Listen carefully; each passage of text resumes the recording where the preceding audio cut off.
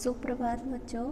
बेटा आज हम करेंगे समास का भेद नंबर 2, तत्पुरुष समास। कौन सा समास करेंगे? तत्पुरुष समास। तत्पुरुष समास में क्या करना है? तत्पुरुष समास पूर्व पद प्लस उत्तर पद। तत्पुरुष समास में उत्तर पद प्रधान होता है। कौन सा पद प्रधान होता है? उत्तर पद। प्रायेण उत्तर पदार्थ प्रधान तत्पुरुष। जिस समास में उत्तर पद का अर्थ प्रधान होता है उसे तत्पुरुष समास कहते हैं। जैसे गंगा जलम, आने का अर्थ है लाओ। गंगा जलम, गंगा जल लाओ। जल इसका अर्थ प्रधान होने पर जल, गंगा जलम जल। यहाँ पर जल किसका है? गंगा का। गंगा प्रधान नहीं है, यहाँ क्या प्रधान है? जल। जल इसका अर्थ प्रधान होने पर यहाँ तत्पुरुष समास। तत्पुरुष समास 6 प्रकार के होते हैं। द्वितीय तत्पुरुष, तृतीय तत्पुरुष, चतुर्थी तत्पुरुष, पंचमी तत्पुरुष, षष्ठी तत्पुरुष और सप्तमी तत्पुरुष। आप लोगों ने ध्यान दिया, यहाँ पर जो तत्पुरुष है वो कहाँ से शुरू है? द्वितीय विभक्ति से शुरू है। प्रथमा विभक्ति में तत्पुरुष समास का प्रयोग नहीं किया जाता। जहाँ पर प्रथमा विभक्ति होती है वहाँ पर समास होता है, लेकिन तत्पुरुष समास नहीं होता। कौन सा समास होता है? कर्मधारय। प्रथमा विभक्ति में जब पूर्व पद और उत्तर पद दोनों ही प्रथम विभक्ति में होते हैं तो वहाँ पर कर्मधारय समास होता है। देखिए कैसे। प्रथम तत्पुरुष हमेशा कर्मधारय होता है। पूर्व पद और उत्तर पद दोनों में प्रथमा विभक्ति होती है। जैसे कृष्णम श्रितः, कृष्ण का आश्रय लिया हुआ। कृष्णम क्या है? विभक्ति है। श्रित आश्रित करना, आश्रित होना। जो कृष्ण पर आश्रित है, जिसने कृष्ण का आसरा लिया है, वह कर्मधारय समास है। दूसरा है भय आपन्नम। भय, भयम, भयम क्या है? द्वितीय है। आपन्नम प्राप्त करना, भय को प्राप्त करना। यहाँ पर तत्पुरुष समास है। तृतीय तत्पुरुष के लिए जो प्रथम पद है दानेन, ये दानेन अर्थः, दान के अर्थ में दानार्थः, दान से प्रयोजन। जिसका अर्थ दान से है, दान करने से है, उसे दानार्थः कहते हैं। जब हम तत्पुरुष समास में विभक्ति देखेंगे तो जो पूर्व पद होता है उसमें आप लोग विभक्ति देखेंगे। किसमें? पूर्व पद में। ध्यान रखिएगा, तत्पुरुष समास में प्रधान उत्तर पद होता है, लेकिन जब आप देखेंगे कि पूर्व पद में द्वितीय विभक्ति है, तृतीय विभक्ति है, चतुर्थी विभक्ति है, तो वहाँ पर वही तत्पुरुष समास होगा। द्वितीय विभक्ति है, यहाँ देखिए कृष्णम श्रित है, कृष्णम द्वितीय विभक्ति है, तो यहाँ पर क्या है? द्वितीय तत्पुरुष समास। यहाँ पर दानेन अर्थः तृतीय विभक्ति है, तो यहाँ पर क्या है? तृतीय तत्पुरुष समास। यदि चतुर्थी विभक्ति होगी पूर्व पद में तो चतुर्थी तत्पुरुष समास। प्रधान तो उत्तर पद ही होगा, प्रधान उत्तर पद ही होगा, लेकिन विभक्ति देखते समय हम पूर्व पद पर भी ध्यान रखेंगे। यहाँ देखिए आप बुक में वृक्षात पतितम। वृक्षात में क्या है? वृक्ष से पत्ता गिरता है। वृक्षात में कौन सी है? पंचमी। तो इसमें क्या है? पंचमी तत्पुरुष। कौन सा है? पंचमी तत्पुरुष। ये देखिए दूसरा है राज पुरुष, राज्ञ पुरुष है। यहाँ पर राज्ञ भी प्रथमा विभक्ति है, पुरुष भी प्रथमा विभक्ति है, तो ये राजपुरुष यहाँ क्या हुआ? कर्मधारय। कौन सा समास हुआ? कर्मधारय समास। ये आपको बहुत अच्छे से ध्यान करना है। यदि प्रथम पद में और उत्तर पद में, पूर्व पद और उत्तर पद दोनों ही पद प्रथमा विभक्ति में होते हैं तो कर्मधारय समास होता है। यदि प्रथम पद में विभक्ति द्वितीय से सप्तमी तक होती है तो वो तत्पुरुष समास।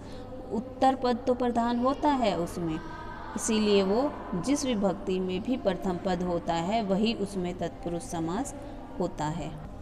नेक्स्ट है धन हीनः धनेन हीनः स।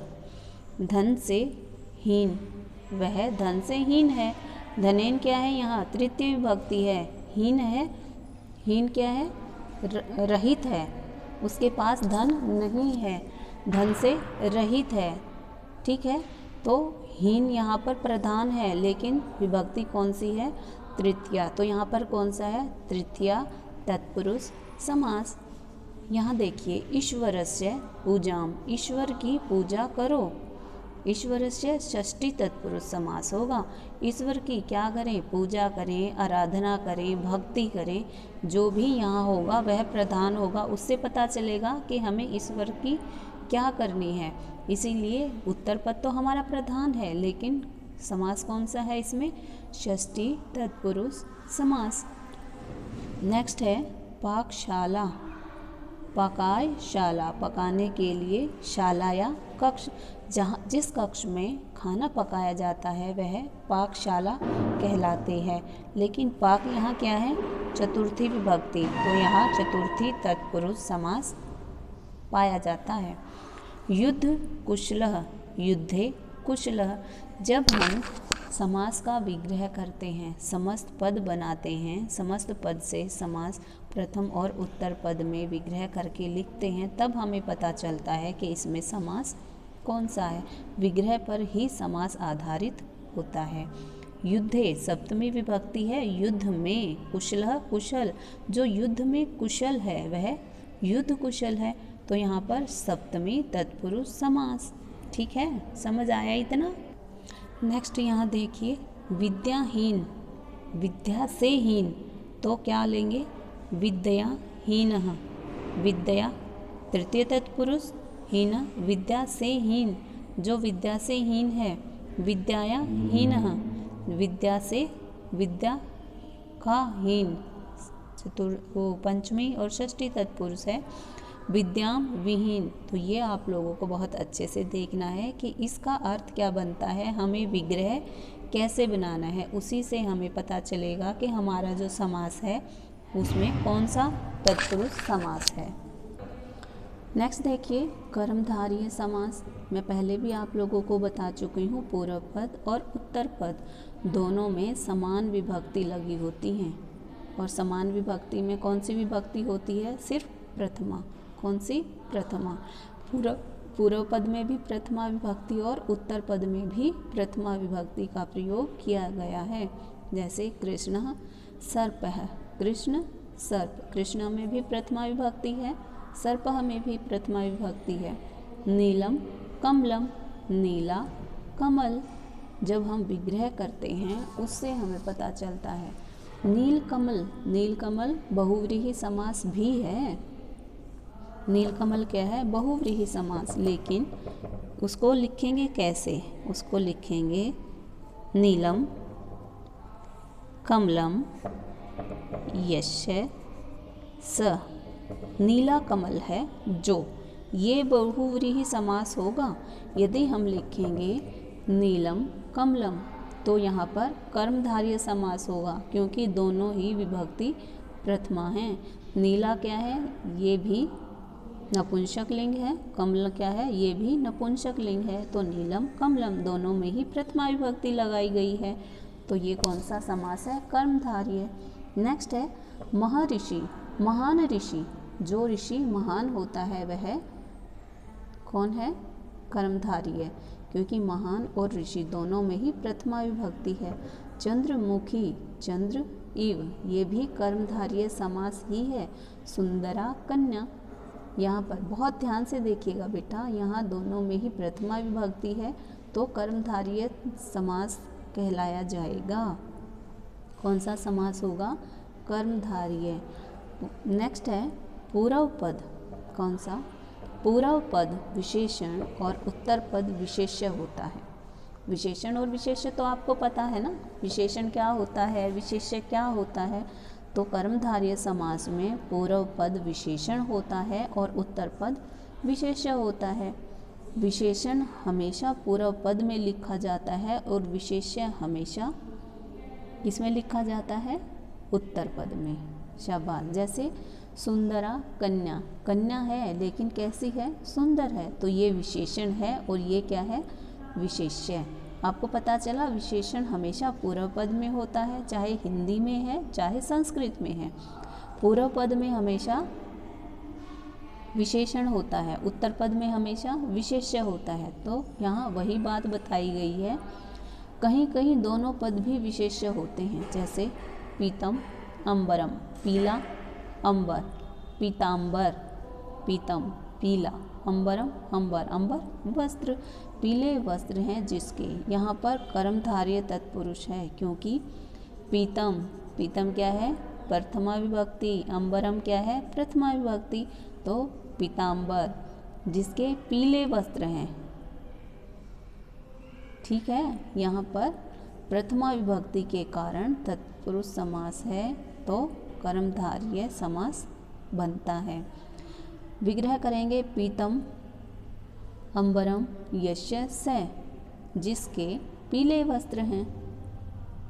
यहाँ पर पीतम अंबरम, पीला वस्त्र, वस्त्र का यहाँ पर रंग बताया गया है, तो ये कर्मधारय तत्पुरुष समास है। पीतम अंबरम यस्य स, जिसके पीले वस्त्र हैं। पीले वस्त्र कौन धारण करता है? पीले वस्त्र कृष्ण धारण करता है। तो यहाँ पर पीतांबर बहुव्रीहि समास है, क्योंकि विग्रह या अर्थ में परिवर्तन हुआ है। नेक्स्ट है महान देव, महादेवम कर्मधारय है। महादेवम क्या है? कर्मधारय है। महान भी प्रथमा विभक्ति है, देव भी प्रथमा विभक्ति है।